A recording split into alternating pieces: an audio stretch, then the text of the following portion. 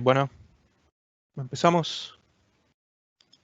Bueno, buen día a todos y gracias por estar presentes en esta charla, en la que vamos a ver un poco de teoría de colas, qué problemas ocasionan especialmente las colas en el desarrollo de software y cómo lo podemos resolver apoyándonos en Kanban. Bueno, al final, cuando tengan preguntas, por favor pónganlas en el chat y al final las vamos a responder. Tenemos un espacio ahí para eso. Bueno, primero vamos a hacer un breve repaso de la agenda.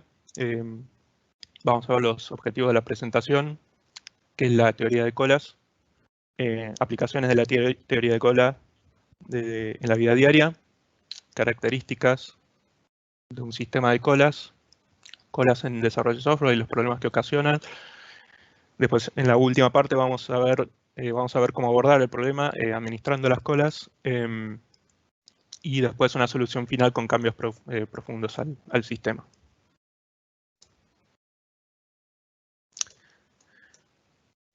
Bueno, arrancamos con los objetivos de la presentación.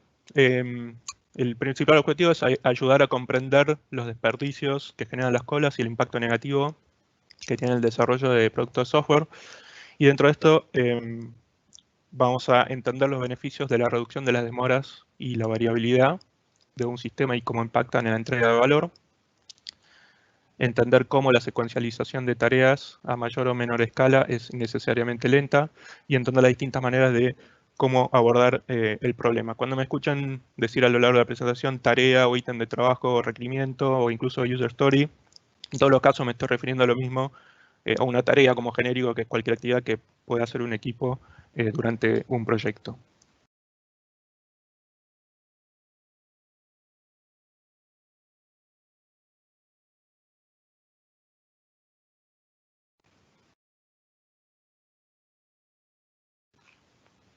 No sé si está compartiendo, perdón.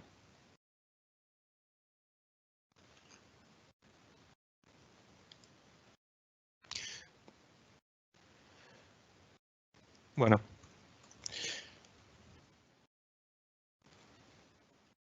Seguimos un segundito.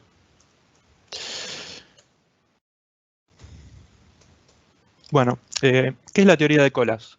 Es una ciencia que permite estudiar las colas de espera en un sistema para encontrar la mejor manera de utilización de los recursos limitados. En cada etapa de un sistema hay pasos que deben ocurrir para poder producir, almacenar y entregar un producto. Desde el momento que un ítem se mueve a través de uno de esos pasos del proceso, cada una de las columnas en un tablero Kanban, se une a una cola de otros elementos en espera. Cada uno de esos pasos puede potencialmente convertirse en un cuello de botella, lo que ocasionará que el proceso sea menos eficiente, más costoso e impactar de forma negativa en la satisfacción del cliente. La teoría de colas se preocupa en hacer que la espera sea lo más corta posible y lo logra haciendo que la demanda no exceda a la capacidad del servicio. La teoría de colas está en todos lados y seguramente la verán aplicada en distintos servicios que usan a diario. Algunos ejemplos son los bancos. Hace bastante tiempo se solía ver en los bancos una cola por cajero, lo que ocasionaba varias demoras. Entonces ahí cuando se aplicó la teoría de colas y se decidió tener una sola cola que alimentara las distintas cajas. Y de esa manera, si un cajero se demoraba más con un cliente, no bloqueaba todo el resto. En las entradas a autopistas, en algunas autopistas hay semáforos inteligentes que pueden con sensores detectar el flujo del tránsito y de esa manera controlar el tránsito de acuerdo a las condiciones actuales del tránsito, o en la implementación de colas express en los supermercados. En algunos sistemas se usa política de precios para dispersar la demanda y de esa manera controlar que no se formen colas. Una compañía telefónica que ofrece tarifas más bajas por la noche y los fines de semana es un ejemplo. En los restaurantes con descuentos por ir a comer más temprano, o las aerolíneas que usan precios variables para llenar los vuelos. Hay otros ejemplos que no usan políticas de precio, como puede ser el sistema de votación, organizando mesas por apellido, o sistemas de reserva en consultorios médicos, en fin, hay muchos ejemplos, estos son solo algunos. Algunas características, vamos a ver, de un sistema de colas. Un sistema de colas es no lineal. Esto quiere decir que las demoras no son una progresión uniforme, una progresión que aumenta de manera uniforme. Es decir, cuando una autopista está entre 0% y 50% de su capacidad, el tránsito fluye más o menos normalmente. Pero cuando su capacidad empieza a disminuir y se encuentra ocupada en un rango entre 50, 60% y 50%, ahí las colas y los atascos se hacen notorios.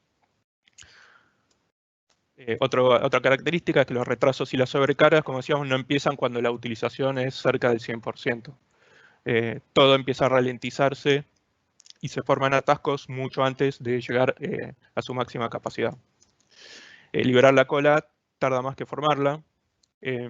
45 minutos de bloqueo en una autopista o en la Panamericana por un accidente en hora pico. Crean cola que llevan bastante más de 45 minutos liberar. Y las colas, por último, son estocásticas y no deterministas. Esto significa que el estado del sistema está determinado tanto por las acciones predecibles como por elementos aleatorios. Es decir, hay variación en cuanto a la tasa de llegada de los autos, el tiempo para remover bloqueos y tasa de salida de los autos.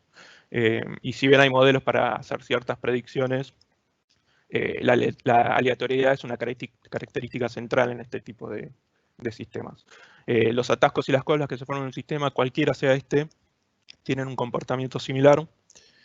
O sea, estas 4 características que enumeramos de un sistema estocástico de colas se pueden replicar tanto en el tránsito de una autopista, en lo que hablo de un banco, o en el tema que nos compete más a nosotros en el día a día, que es en el desarrollo de un producto de software. El problema de los desarrollos de las colas en el desarrollo de software. Bueno, el primer problema es que las colas en el desarrollo de software tienden a ser invisibles. Esto es debido a que el producto que está en construcción no es algo que puedo agregar con la mano, ¿sí? O sea, es intangible. Por otro lado, las colas no permiten que el sistema fluya naturalmente, no permiten que se entregue valor sin demoras y tienen un fuerte impacto en el cycle time. En Kanban, el cycle time es una métrica central que mide el tiempo que transcurre desde que empezamos a trabajar en un ítem hasta que lo entregamos. El cycle time promedio de todos los ítems de trabajo durante el release, durante la duración de un proyecto, nos permite saber cuán saludable está el proceso. Y el cycle time además contempla tanto el tiempo que trabajamos en un ítem de trabajo como el tiempo que pasa esperando en colas. Si el cycle time es el tiempo que nos lleva de que empezamos algo hasta que lo terminamos, podríamos suponer que cuanto más largo es, significa tareas más lentas. Sin embargo, por lo general el problema no está asociado con cómo realizamos nuestras tareas, sino más bien con los periodos de completa inactividad, ¿sí? O sea, el periodo que están esperando en una cola a ser trabajados. Y ahí es donde entra Kanban.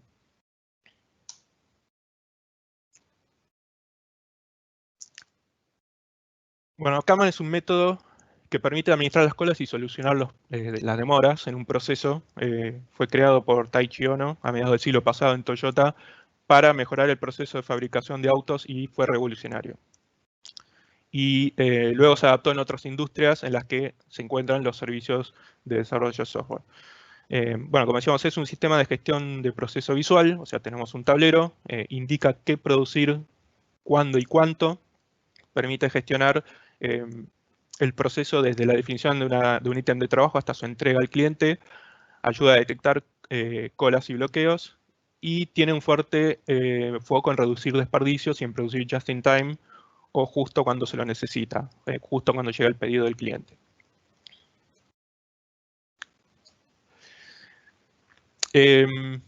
Kanban y la teoría de colas abordan 2 tipos de colas en un sistema. Por un lado están las colas WIP, o Work in Progress, que es todo lo que está no finalizado, que aún no está disponible para el cliente. Las colas WIP son precisamente el tipo de colas que pueden ser invisibles, debido a que un software, como decíamos, es algo intangible, que no es un producto que podemos agarrar con la mano. Y existen varios ejemplos de trabajo no finalizado que pueden formar colas. Portfolio de productos es un ejemplo. Product Backlog, especificación de requerimientos, documentos de diseño, código para testear, código de un developer para integrar, o componentes grandes para integrar.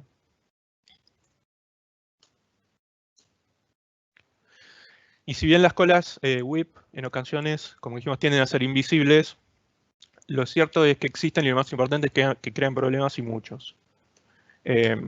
Por empezar, tienen un alto impacto en el cycle time, o sea, no permiten que el sistema fluya naturalmente. El problema surge cuando el ítem de trabajo en el que estamos trabajando se demora en una cola, o sea, se alarga su cycle time, su tiempo desde que empezamos a trabajarlo hasta que lo entregamos, afectando gravemente a todo el proceso, y esto es importante, no solo al ítem que tengo en mano, sino también a todo lo que viene atrás. ¿Sí? Porque si yo, cuanto más me demoro en este ítem, más tardo en empezar en el que iba a empezar después, y más tarde voy a empezar en el que iba a empezar después, y así sucesivamente. Es como unos dominós que se van empujando. El impacto en el sistema es no lineal, como vimos recién. O sea, las demoras no son una progresión que aumenta de manera uniforme. ¿Sí? La autopista no se empieza a trabar cuando llega al 100%, sino mucho antes. Bueno, acá pasa lo mismo y realmente puede ser un problema. Las colas WIP son trabajo parcialmente hecho. Esto quiere decir que desde el punto de vista del cliente, algo está completado o no lo está. Algo que no está completado no agrega valor. Y sumado a esto, según la filosofía Lean, en lo que es Kanban, en lo que se basa mucho Kanban, es importante entender que el trabajo que no está terminado, que está parcialmente hecho, además es desperdicio.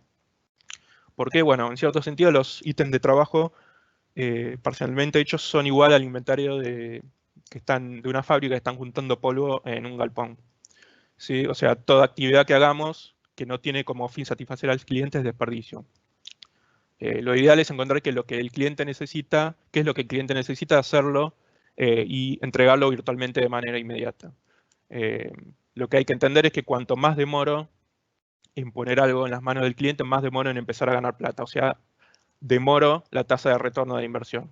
Pero no solo eso, un problema adicional surge cuando un producto o una funcionalidad de un producto tiende a volverse obsoleto. ¿Sí? O sea, cuanto más demoramos en entregárselo al cliente, especialmente en mercados desafiantes, cambiantes, en los que siempre hay que intentar estar delante de la competencia. Por ejemplo, si toda gran parte del equipo se pasa trabajando semanas en una funcionalidad que el cliente considera de altísima prioridad y demora la salida a producción y demora la salida a producción y la demora, corre el riesgo de que para cuando lo termine la competencia ya nos haya ganado de mano y haya sacado al mercado un producto similar al nuestro. O peor aún, que antes de terminarlo, viendo la demora, el cliente decía que ya no es prioritario y decide cancelarlo. En este caso habrá sido todo desperdicio, todo gasto. Trabajo parcialmente hecho, hay que entender que no es solo el código fuente en el que trabajamos más activamente. La documentación que está esperando a ser implementada es trabajo parcialmente hecho, que no le agrega valor al cliente final.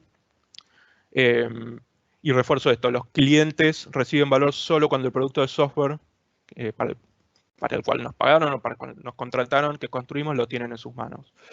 Es por eso de la existencia de uno de los principios de la agilidad, software funcionando por sobredocumentación detallada.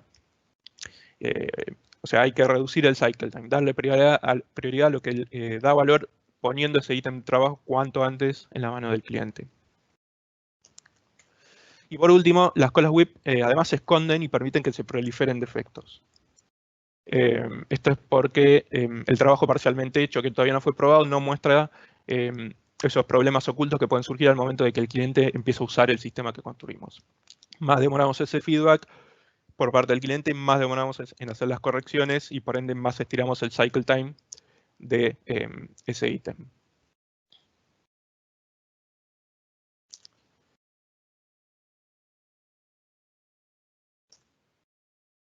Además de las colas WIP, otro tipo de colas es la de recursos compartidos. En este caso, a diferencia de las colas WIP, este tipo de colas sí suelen ser vistas, son visibles y no pasan desapercibidas. Al igual que las colas WIP, frenan el desarrollo, previenen el feedback por parte del cliente y estiran el cycle time. Algunos ejemplos que podemos mencionar, por ejemplo, es equipos externos. Necesitamos solucionar el problema con ese web service que mantiene el equipo de integración, por ejemplo. ¿Cuándo lo podremos ver? Bueno, el equipo de integración en este caso es el recurso compartido que da soporte a nuestro equipo y a su vez a otros proyectos de la organización, ¿sí? Al mismo tiempo. Tenemos que entender que siempre la dependencia en otros equipos generan colas, que a su vez generan demoras en el desarrollo del producto. Es por eso que cuando intentamos hacer una transformación ágil, cuando intentamos ser ágiles en una organización para agregar valor más frecuente, para reducir el time to market, o sea, reducir el tiempo en el que ponemos el producto en manos del cliente, se desaconseja tener dependencia en otros equipos que no están alineados con nuestra visión. Las celdas que atienden a distintos proyectos de la compañía eventualmente terminan siendo un cuello de botella y eventualmente terminan siendo un problema. Vamos a ver más sobre equipos externos y los problemas que causan un poco más adelante cuando planteemos la solución más a largo plazo al problema de colas y a la solución de raíz. Y otro tipo de recursos compartidos es, por ejemplo, una impresora. O sea, necesitamos testear nuestro código en la impresora del laboratorio. ¿Cuándo va a estar disponible? Bueno, la impresora en este caso es el recurso compartido, es un recurso físico. Si necesitamos tener un recurso físico del que debamos disponer con asiduidad, habrá que ver si en el presupuesto del proyecto está la posibilidad de adquirir ese recurso.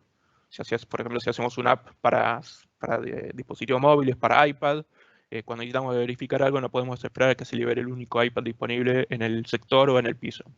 Sí, eso termina siendo un cuello de botella.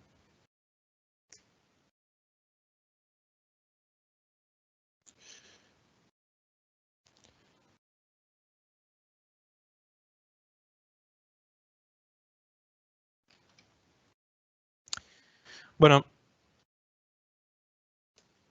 vamos a ver de qué manera podemos abordar el problema que generan las colas en un sistema.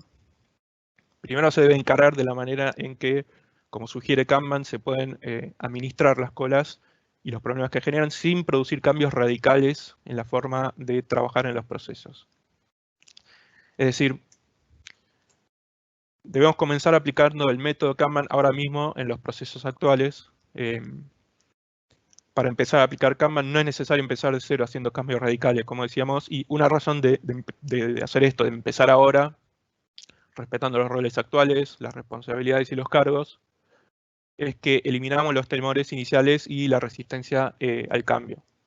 Esto nos debería permitir obtener un mayor apoyo a nuestra iniciativa Kanban para realizar cambios más profundos en el futuro. Otra razón es que empezando de los procesos actuales, junto con sus deficiencias obvias que queremos mejorar, podemos establecer los objetivos de mejora desde la situación actual a la situación deseada y evaluar las mejoras y cómo estamos y cómo estas nos van a acercar hacia ese objetivo. La organización o el equipo deben estar de acuerdo que el cambio debe ser continuo y evolutivo y gradual, y esa debe ser la manera de hacer mejoras en el sistema. Los cambios radicales pueden ser más eficaces, suelen ser más eficaces si se los hace bien, pero pueden tener una mayor tasa de fracaso debido a la resistencia y el miedo en la organización que mencionábamos recién. Y por último, Kanban lo que hace es fomentar el liderazgo en todos los niveles de la organización. No liderazgo como títulos o roles, sino más bien se trata de ver cómo empoderar a aquellas personas que quieran realizar la transformación para que innoven, para que busquen maneras de mejorar. O sea, se produce en todos los niveles para que ayuden a empujar para que se realice una real mejora continua y que se entregue valor más frecuente. Entonces, empezamos por la administración de colas, como dijimos, que es la primera solución, empezando hoy con los sistemas actuales, los procesos actuales. Y empezamos por reducir la variabilidad en el sistema. O sea, la variabilidad tanto en la tasa de llegada, vamos a ver, como en la tasa de procesamiento. Y lo que vamos a lograr con esto es reducir el cycle time, ¿sí? O sea, reducir el tiempo que nos lleva desde que empezamos hasta que terminamos cada ítem. Y esto, como decíamos recién, se puede hacer de dos maneras. Se puede reducir la variabilidad, ya sea en la tasa de llegada de nuevas funcionalidades de trabajo, nuevos ítems de trabajo, nuevas tareas, o sea, cómo le llegan al equipo, o en la tasa de procesamiento de esas funcionalidades. Cuando la tasa de llegada de los pedidos o la demanda se extiende para que coincida con la capacidad del sistema, las colas y por lo tanto el cycle time se acortan.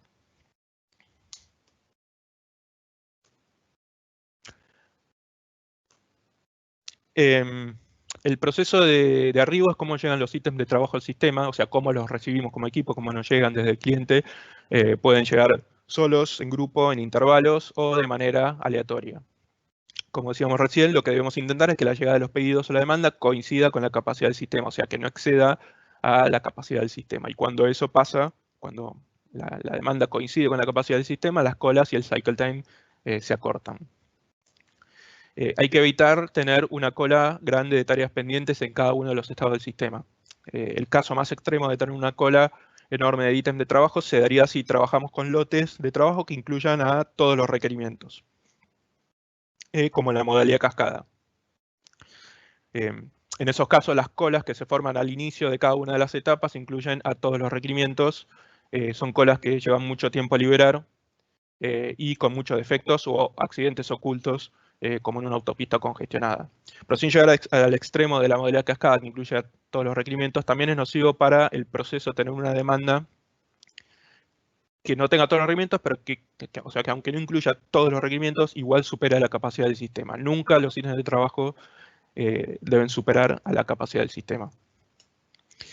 Y además debemos limitar la cantidad de ítems de manera tal de que puedan fluir mejor en el sistema. O sea, si se forma una cola enorme de ítems de trabajo que decidimos hacer por sobre lo que el equipo es capaz de hacer, el equipo verá saturada su capacidad y no va a poder responder a la demanda del cliente. Hago acá un paréntesis breve para poner un ejemplo de la vida real, un claro ejemplo de cómo la demanda se ve saturada cuando no hay una tasa estable de llegada de ítems, que es lo que pasó hace unas semanas atrás, cuando abrieron los bancos un viernes para pagarle a los jubilados durante la pandemia. No sé si se acuerdan. Bueno, ¿qué pasó ahí? En vez de fraccionar la demanda, como se hace en los restaurantes, en las compañías telefónicas, por ejemplo, llegó toda la demanda junta, lo que ralentizó todo el sistema a tal punto que el sistema terminó colapsando. En el desarrollo de software, entonces, y recalco esto, la manera de controlar la tasa de llegada es limitarnos a trabajar con la menor cantidad de requerimientos posibles. Así la cola de espera va a ser mucho más chica. Cuando somos ágiles, vemos el beneficio para hacer esto de la filosofía Lean Just in Time, adoptada del sistema de producción de Toyota, que es quien creó Kanban. Y Just in Time lo que dice es no decidas qué y cómo construir algo hasta que no tengas la orden de pedido del cliente. Y cuando la tengas, ahí recién toma la decisión que corresponda y hacelo lo más rápido posible. Una vez que eliminamos o redujimos la tasa de variabilidad de llegada, el siguiente paso es eliminar la variabilidad en el tiempo de procesamiento. Esto no es más que cómo trabajamos los ítems y los movemos en el tablero Kanban. Para esto necesitamos enfocarnos en lo que agrega valor al cliente. O sea, limitémonos a trabajar en el requerimiento que tenemos en mano y qué es lo que el cliente considera hoy más prioritario. Cualquier actividad que no tiene eso como objetivo es desperdicio y debería ser eliminada. Por ejemplo, ¿por qué al principio del proyecto empezar a crear el diagrama de clases o el DER de la base de datos? ¿Por qué cuando estamos implementando determinada funcionalidad y decimos, bueno, ya que estoy en esta parte del código, agrego esto que me va a ser útil aunque no sea prioridad ahora? Cuando hacemos eso, lo que estamos haciendo es generando cola de trabajo innecesaria. Enfoquémonos, repito, solo en el problema que debemos resolver. Tanto los requerimientos como la documentación, como la arquitectura de un producto de software tienen que ser emergentes. Es decir, tienen que ir surgiendo ante la necesidad prioritaria del cliente y no debemos trabajar en nada de manera anticipada por las dudas. Y por otro lado, tenemos que tener ítems de trabajo lo más chicos posibles. Esto reduce el tamaño del lote de trabajo y permite que los ítems fluyan mejor. Podemos empezar y terminar más rápido los ítems, reduciendo el cycle time. Otro problema con trabajar con ítems grandes o más grandes que chicos es que cuanto más grande es un ítem, más defectos se esconde.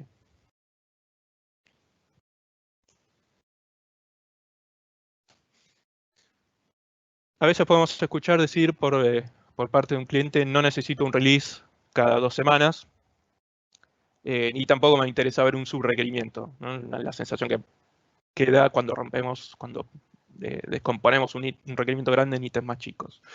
Tiene lógica que piensen eso cuando todavía no se ven las ventajas de trabajar con lotes de trabajo chicos. Bueno, ¿cuáles son las ventajas? como dijimos, la reducción del cycle time a nivel release. O sea, cuanto más chicos son los ítems de trabajo, permito que fluyan más rápido en el sistema y reducir su cycle time. Si somos consistentes en trabajar siempre con ítems chicos, el cycle time promedio a nivel release se va a ver reducido. La eliminación de la espera cuando una funcionalidad es innecesariamente lenta, retrasada por un ítem grande que está en proceso. Esto quiere decir que cuanto más grande es un ítem, más demora en terminarlo, obviamente, y más demora en empezar otros ítems de trabajo que están esperando el backlog y pueden ser tan prioritarios como el que está en curso.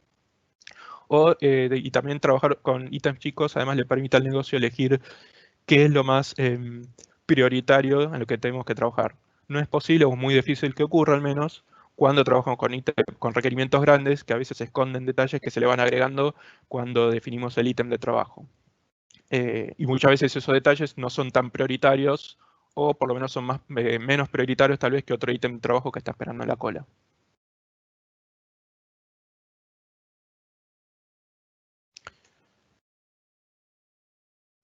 Bueno, ya vimos entonces la importancia de trabajar con pocos ítems de trabajo para controlar la tasa de llegada y que sean lo más chicos posibles para controlar la tasa de procesamiento. O sea, poder empezarlos y terminarlos lo más rápido posible. Y hay una variable más que entra en juego en la tasa de procesamiento, que es la capacidad del equipo. Y no me refiero a los skills técnicos, sino más bien al porcentaje de utilización o la capacidad libre que tiene el equipo para hacer el trabajo.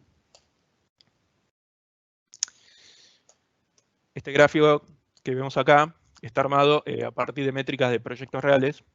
En el eje Y, si se fijan, dice Cycle Time en Hours, en horas. Y en el eje X, el porcentaje de utilización del equipo, siendo 0% que está completamente libre y 100% completamente ocupado, saturado. Y lo que se ve es, lógicamente, que a menor capacidad, más tiempo es el que se tarda en realizar tareas. Y eso se ve afectado encima fuertemente por el tamaño del lote de trabajo. Cuanto más grande el lote de trabajo, la línea negra, la de más arriba, más se demora. Si se fijan, cuando la utilización del recurso es 50% en el eje X, el tiempo para hacer un lote de trabajo grande, la línea negra de arriba, como decía, le demorará aproximadamente 25 horas, cuando está a 85% de su capacidad, un poco más a la derecha, o sea, cuando tiene 15% libre, demorará casi 100 horas y subiendo. ¿Sí? Similar a lo que ocurría con la capacidad de la autopista en hora pico. O sea, los retrasos no empiezan cuando se está cerca del 100% de la capacidad, empiezan mucho antes. Habrán escuchado la frase alguna vez, nadie debe estar en ningún momento libre, tienen que estar al 100% todo el tiempo. Si fulano está libre, démosle algo para hacer. Bueno, es la idea errada de que llevando la capacidad al 100% vamos a ser más productivos cuando la realidad demuestra que lo que ocurre es justamente lo contrario.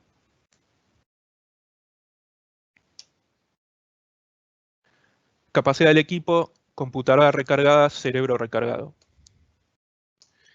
Bueno, esto es simple, a mayor ocupación, más cerca del colapso se está.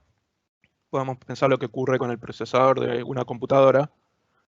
Cuando empezamos a ejecutar muchas aplicaciones, al mismo tiempo vemos que el mouse empieza a arrastrar y todo tarda mucho más en completarse. Y cuando abrimos el Task Manager, el administrador de tareas, vemos que dice CPU 100% o cercano a eso. Y ahí es cuando debemos empezar a matar procesos antes de que colapse todo. Y con nuestro cerebro pasa exactamente lo mismo.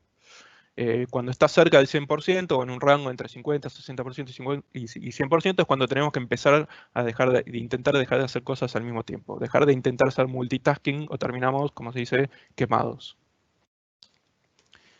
Es por eso que para que un equipo trabaje de manera saludable, entre comillas, y sea más productivo, necesita tener algo de lo que se llama slack o cierta capacidad ociosa. Si bien esto puede sonar contradictorio y a veces es difícil para algunos clientes entenderlo, pero cierta capacidad ociosa es lo que nos permite contar con un espacio para el cambio, para la innovación o para resolver conflictos más fácilmente, que no sería posible en un contexto en que nuestra capacidad está casi saturada. Vamos a ver en ese contexto cómo se forman colas y retrasos en el sistema. De la misma manera que una autopista no puede permitir que el tránsito fluya de manera aceptable cuando su capacidad empieza a disminuir, nosotros no podemos brindar el mejor servicio a nuestros clientes cuando no contamos con cierta capacidad ociosa. Bueno, ya vimos que la primera manera de solucionar el problema de colas, abordándolo con Kanban, es reducir la variabilidad.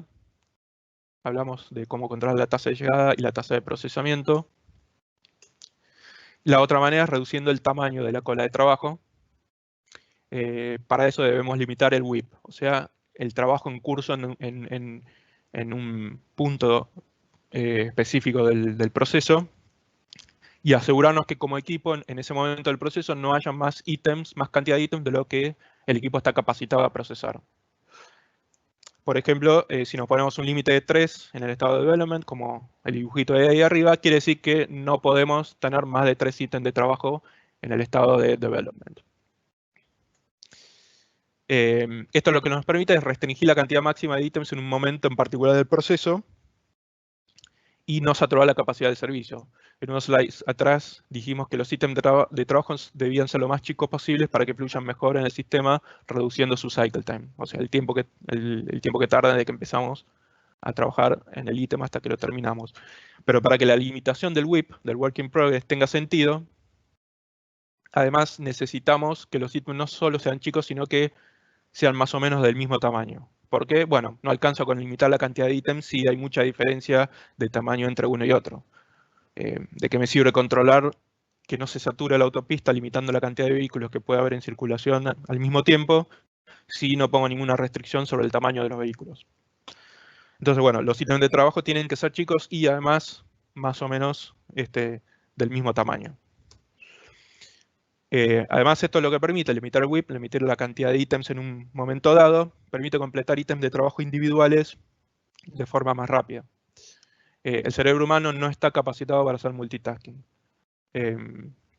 Cuando estamos trabajando en un ítem de trabajo y lo dejamos a un lado para trabajar en otro ítem, alargando el cycle time del primero, ese cambio de contexto que tiene que hacer nuestro cerebro, que se lo conoce como contexto task switching, es súper costoso. Porque nos tenemos que volver a poner en tema de una tarea que ya habíamos hecho hace mucho tiempo, o que peor aún ni siquiera habíamos hecho nosotros y no sabemos de qué se trata. Context switching o task switching es lo que hacían los sistemas operativos en el pasado. Hoy lo siguen haciendo, ya no tanto al tener varios procesadores, pero cuando las computadoras tenían un solo procesador, para simular multitasking lo que hacían es ejecutaban un proceso durante unos milisegundos, lo ponían en pausa, le daban el control a otro proceso, lo ponían en pausa, le daban el control a otro proceso, lo ponían en pausa y así sucesivamente. Con la velocidad de los procesadores era prácticamente imperceptible esto, con el cerebro humano no lo es tanto. Además, limitar el WIP nos permite detectar cuellos de botella antes de que sean bloqueantes y nos permite tener una cadencia o ritmo óptima al no exceder la capacidad de trabajo del equipo. Esto es al permitir empezar un nuevo ítem de trabajo haciendo un pull, ¿sí? A diferencia de otros sistemas que por ahí trabajan con sistema push, o sea, empujo la tarea al equipo para que la haga. Kanban trabaja con un sistema de pull, que significa que el equipo solo agarra una tarea que está en la cola si tiene capacidad disponible. O sea, pulea la cola solo si tiene, pulea el ítem de trabajo de la cola solo si tiene capacidad disponible. O sea, si no hubiera capacidad, no puedo empezar a trabajar en una tarea que está en la cola del estado anterior esperando.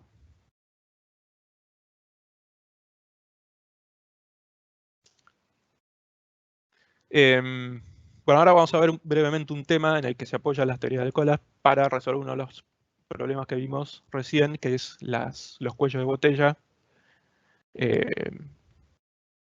Y este tema se llama teoría de las limitaciones o teoría de las restricciones, se la puede escuchar de dos maneras, creado por un doctor en física israelí, Elijah Goldratt, que básicamente en términos prácticos, para lo que se usa es para detectar cuellos de botella, justamente como decíamos, liberarlos y permitir que el sistema fluya naturalmente en nuestro proceso, en nuestro tablero Kanban. Y Goldratt se inspiró en esta frase: una cadena no es más fuerte que su eslabón más débil, que quiere decir que básicamente si yo tengo una cadena con todos los eslabones fuertes, salvo uno que es débil, de nada me sirve fortalecer los fuertes. Lo que hay que hacer obviamente es atender el problema del eslabón débil para que no termine rompiendo todo el sistema. En esencia, la teoría de las restricciones se basa en 5 puntos. Identificar la restricción del sistema, ver dónde está el problema del cuello de botella, explotarla, o sea, obtener lo máximo de la restricción con cambios mínimos, subordinar toda la decisión anterior, o sea, hacer más cambios en otras partes del sistema en base al cambio en esa parte del proceso, en esa columna del tablero Kanban, superar la restricción, o sea, mejorar su capacidad y repetir. Y vamos a ver esto en un ejemplo práctico.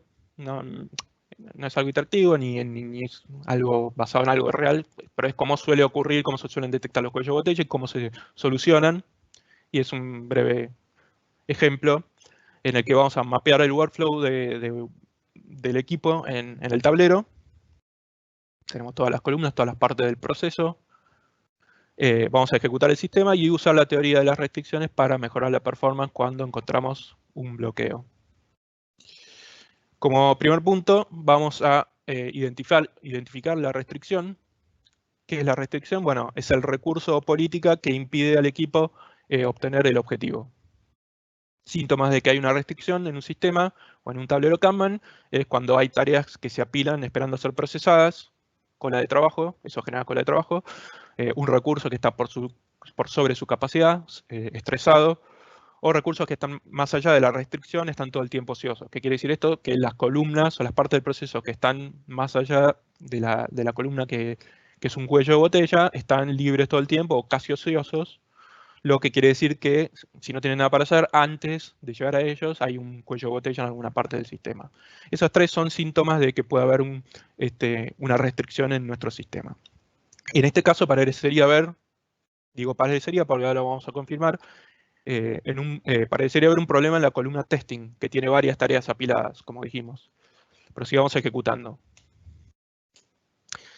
Para ver si el problema está realmente en la columna de testing del proceso, lo que hacemos es dividir la columna en doing y ready, en 2 subcolumnas.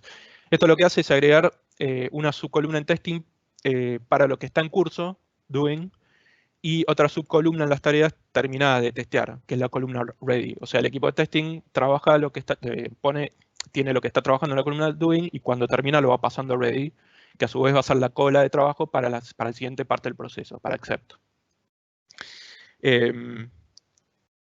Al dividir la columna en doing y ready, lo que nos va a permitir es ver si el bloqueo efectivamente está en testing o en el estado anterior o en el estado siguiente.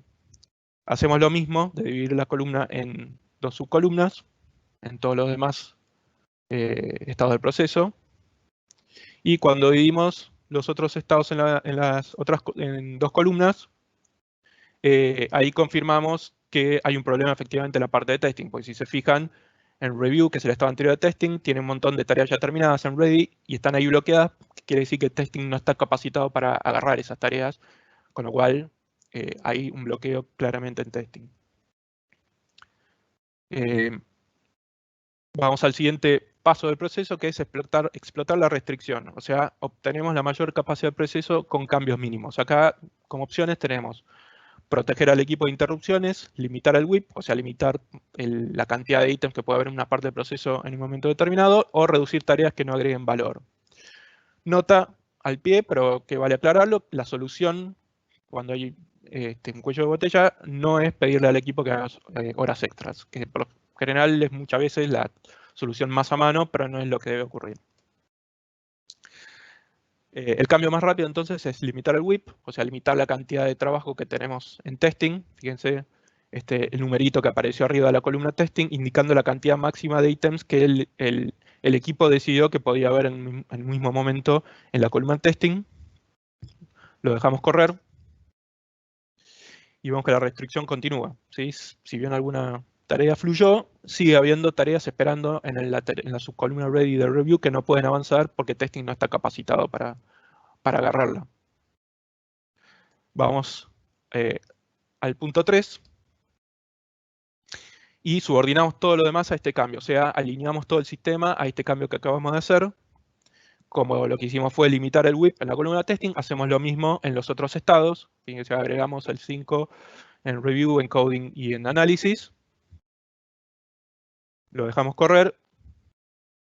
Vemos que la restricción continúa, sigue habiendo tareas apiladas en review. Entonces vamos al punto 4, que es hacer cambios más profundos. Podemos mejorar, por ejemplo, herramientas de trabajo, mejorar entorno de trabajo, mejorar el trabajo en equipo. Y ahí finalmente, cuando aplicamos alguna solución más, vemos visualmente que se rompe la restricción y el estado de testing ya no es un cuello de botella. ¿Sí? Hay dos tareas en la subcolumna ready de review que el equipo de testing ahora podría tomar sin problemas porque no saturaría su capacidad, con lo cual permitimos que el sistema continúe fluyendo naturalmente.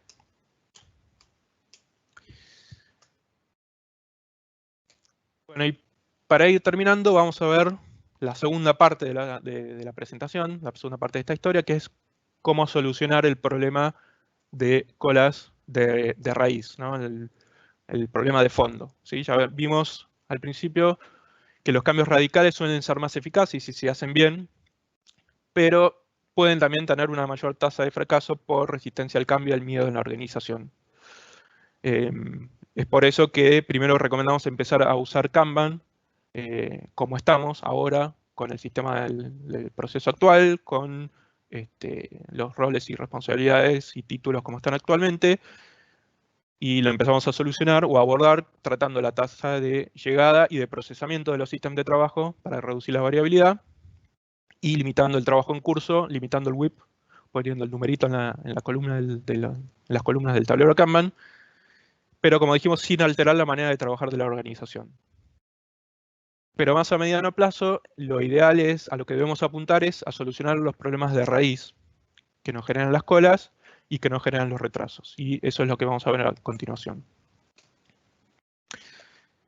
Ya vimos entonces manera de cómo administrar las colas, limitar el WIP, como dijimos, o el trabajo no hecho o en progreso, y reducir la variabilidad tanto en la llegada como en el procesamiento. Pero si bien estas medidas ayudan, el plan final para mejorar completamente y solucionar el problema de fondo es eliminar las colas. Y para eso debemos apuntar a cambiar el sistema como un todo. ¿Sí? O sea, cambiar el sistema de la organización, cambiar el proceso de desarrollo, herramientas, prácticas, etc. Por empezar, modifiquemos el proceso de priorización de proyectos. Es decir, las empresas de desarrollo por lo general controlan el arribo de trabajo con un proceso de review de proyectos que setea las prioridades, compara los proyectos y setea las prioridades y selecciona los proyectos que consideran más importantes. Si este proceso es un evento anual, atado al proceso de budgeting o de presupuestación, el trabajo de todo un año arriba todo junto, por lo general. Esto hace que se formen colas enormes de trabajo. Incluso si el proceso es por cuatrimestre, a veces las colas pueden ser grandes. Muchos siguen creyendo que es mejor agrupar proyectos, varios proyectos, un montón de proyectos en un único proceso en el año para elegir prioridades, para tener más proyectos que comparar. La teoría de colas, sin embargo, sugiere que estarían mejor lanzando proyectos de manera más frecuente, poniendo más productos o productos más frecuentes en producción, en las manos del cliente, o sea, lo que es más prioritario hoy en la mano del cliente, para de esa manera balancear la carga de arribo de trabajo con la capacidad del equipo. Modificando la priorización de proyectos, entonces lo que logramos es modificar de raíz la tasa de llegada de los lotes de trabajo. ¿Sí? O sea, además de trabajar con el lote de trabajo, cantidad de trabajo chico, como vimos al principio, pocos ítems de trabajo. Ahí lo que en la primera parte habíamos visto cómo limitarlo en el momento de que llega al tablero Kanban. Bueno, acá vamos un paso más atrás. Y ahora pasamos a ver cómo erradicar las colas que se generan en el momento del procesamiento de esos lotes, solucionando el problema de raíz. Y para esto debemos evitar tener especialistas o recursos estrella en el equipo, en la organización. O sea, no bloqueemos trabajo al equipo a la espera de que el recurso especialista, ese que tiene el poder decisorio, haga, por ejemplo, el code review y tenga que aprobar lo que hicimos. Optemos mejor por tener el concepto de T-shaped skills, o sea, o habilidades en forma de T. ¿Esto qué quiere decir? Que todo el equipo de trabajo debería tener un conocimiento básico, superficial, cierta noción, tanto en lo técnico como en lo funcional, de todo producto de todo el proyecto a lo largo. Esto sería el palito horizontal de la T. Y cada recurso además podría tener un conocimiento más profundo en un área específica, que sería el palito vertical de la T. O sea, a largo plazo, si queremos solucionar el problema de raíz, no sirve que alguien sea DBA y solo sepa de base de datos, o no sirve que alguien solo pueda testear, o alguien solo pueda hacer análisis funcional, o alguien solo pueda programar en .NET. ¿Sí? O sea, los especialistas, además, lo que hacen es centralizar las decisiones. Bueno, descentralicemos las decisiones, que no tengan que pasar todas las decisiones por una persona. Y lo que hablábamos al principio, uno de los 3 principios de Kanban, que era fomentar el liderazgo. Bueno, fomentemos el liderazgo, pero no de un título o un rol, sino más bien mediante personas en toda la organización que quieran ayudar a empujar de manera conjunta para innovar y realizar una mejora continua. Por otro lado, sí a los equipos multidisciplinarios que perduran en el tiempo. Perduran en el tiempo porque si el equipo se desarma al terminar de construir el producto, al terminar el proyecto, se pierde el know-how y la sinergia que se logró y que bien podría ser aprovechada para la próxima prioridad del negocio. Multidisciplinarios, o sea que todos puedan participar de todo y todos más o menos tengan conocimiento de lo que decíamos antes de todo, porque si alguien se ausenta, otro debería poder reemplazarlo para resolver un conflicto sin problemas.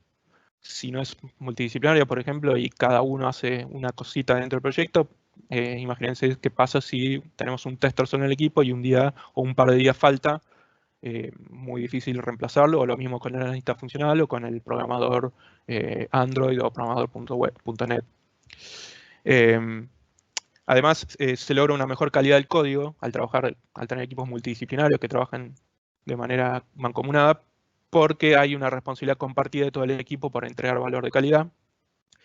Siendo multidisciplinarios, además se logra minimizar el desperdicio mediante la eliminación de celdas, ¿sí? O sea, mediante la eliminación de roles específicos, eliminamos los pasamanos de un rol a otro, y se eliminan los tiempos de espera al pasar de un ítem de trabajo de un recurso a otro, ¿sí? Evitando las demoras y el problema principal que son las colas, ¿sí? O sea, lo que veíamos antes cuando veíamos la teoría de restricciones, evitamos que se formen esas colas antes de testing, porque testing no está capacitado para tomar trabajo ahora mismo. Y el equipo puede enfocarse como equipo en lo que es prioritario para el cliente, por último, y no en realizar una tarea del backlog para la cual un recurso que está libre tiene los skills para hacerla, independientemente de si es prioritaria o no. O sea, es el famoso estoy libre y no tengo nada para hacer, bueno, a ver, hacer esta tarea o esta user story o este requerimiento del backlog, que la puedes hacer, y no importa tanto en ese caso si la tarea es la que está más arriba en cuanto a prioridad o si está en el medio, ¿sí? O sea, hacemos lo inverso, en vez de trabajar enfocados en la prioridad del cliente, adaptamos la tarea a las capacidades, o sí, a las capacidades del recurso. No importa si la tarea, repito, es la más prioritaria o no.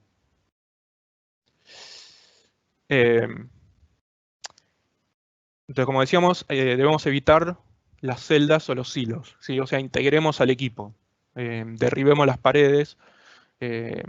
La secuencialidad, aunque sea en el término de 2 semanas, si hablamos en 2 semanas en términos de sprints o de iteraciones, también es muy nocivo para el sistema.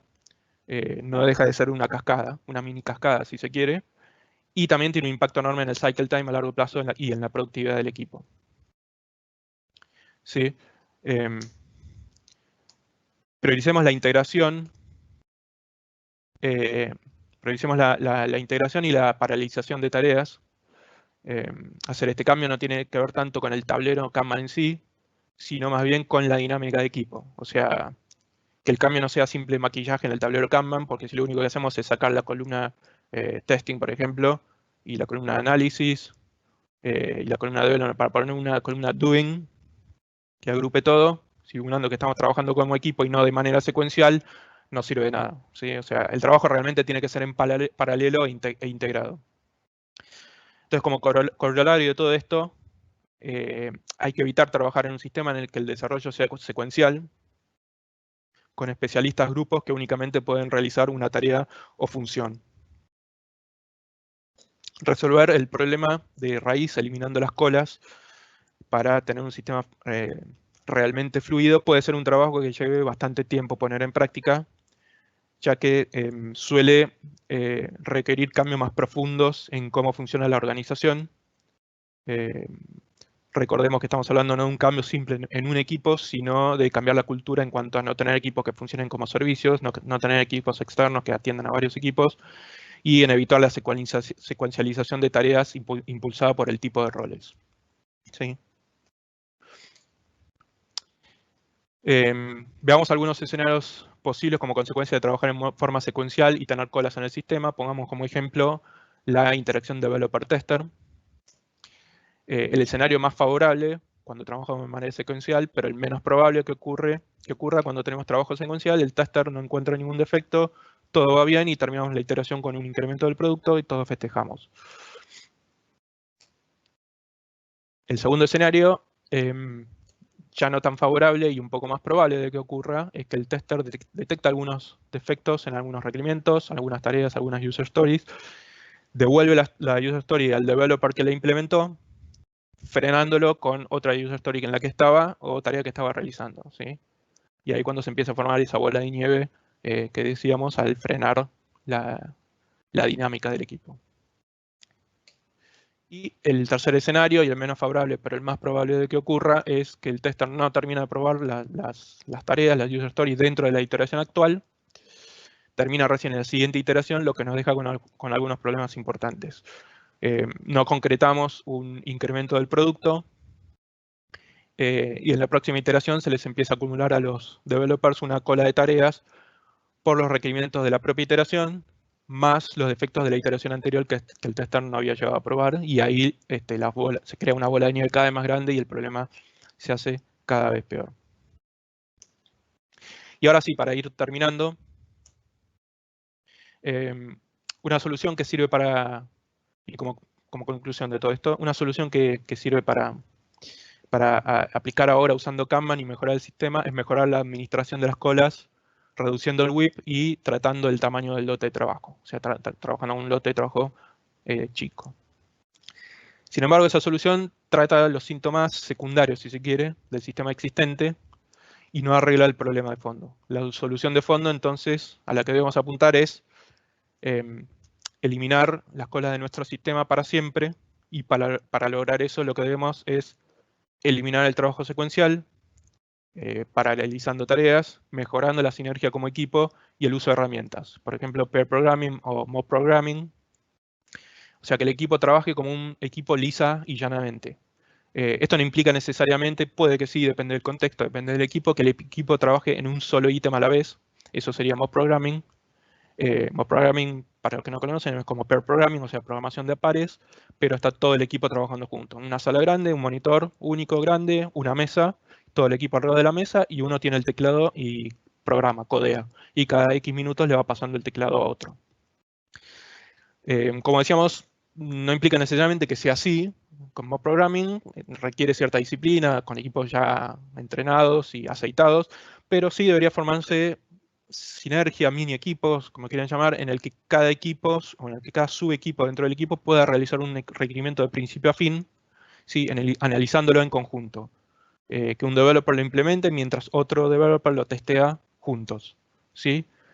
O sea, debemos abandonar los test manuales también, que el developer termina de implementar, le pasa la tarea del tester y el tester ahí empieza a trabajar manualmente, porque encima de eso demora aún más el proceso. Debemos automatizar los casos de test en paralelo a la implementación del ítem. O sea, cuando un developer empieza a codear el requerimiento, empieza a escribir el código, el que oficia de tester, y no digo tester porque justamente lo que tratamos es de evitar los roles específicos, sino que el que oficia de tester, en este caso, debe empezar a escribir los casos de test, ¿sí? Al mismo tiempo que el otro developer empieza a implementar el requerimiento. O sea, el que oficia de tester debe empezar en ese mismo momento a escribir los casos de test, automatizar desde el momento que empezamos a implementar el ítem en paralelo y no después. Resolver problemas juntos, ¿sí? O sea, dentro de ese mini equipo de a dos, por ejemplo, resolver problemas juntos en el momento, no dejar los tests que fallaron o defectos para arreglar después, eso es desperdicio innecesario. Corregir los errores en el momento. Tenemos que tener la disciplina de que la cantidad de defectos tiendan a cero y no dejar crecer una pila de defectos para más adelante. Si algún test falla, no deben crear un defecto para resolver en el futuro. Es mucho menos costoso arreglar los defectos en el momento, cuando estamos con el código ahí fresco, que dejarlo para días o semanas más tarde cuando nos tenemos que volver a poner en tema. ¿Sí? Recuerden lo de context switching que vimos al principio. Y por último, ventajas de todo esto: eliminar las colas, al no haber handovers, o sea, al no haber pasamanos, ¿sí? Al no tirar la pelota por arriba de la pared, de developer a tester o de analista funcional a developer, entre distintos roles. Mejorar el cycle time de los ítems de trabajo, que fluyen de manera más natural en el sistema. Y permite generar sinergia y trabajo colaborativo en el equipo para analizar mejor el problema a resolver. ¿Sí? Dos cabezas, en síntesis, piensan mejor que una. ¿Sí? Y con eso llegamos al final de la presentación. No sé si hay alguna pregunta, nos quedan algunos minutitos. Si tenemos algunas preguntas que quieran contestar, quieran preguntar para yo contestarle, bienvenido. Si no, damos por finalizado.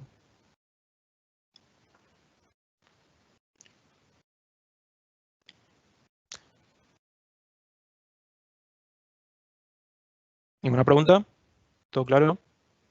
Pueden hacerla en el chat o pueden ya, si quieren, desmutearse y hacer la pregunta directamente. Bueno, espero que les haya servido. Era un breve repaso de Kanban, pero enfocado en la teoría de colas y entender un poco de cómo las colas generan serios problemas que a veces pasan desapercibidos y no ponemos foco o los ignoramos. Y bueno, la idea de esto era un poco visibilizar eso y clarificar un poco cómo se generan esos problemas y cómo resolverlo. Espero que les haya servido y bueno, gracias por participar de la charla.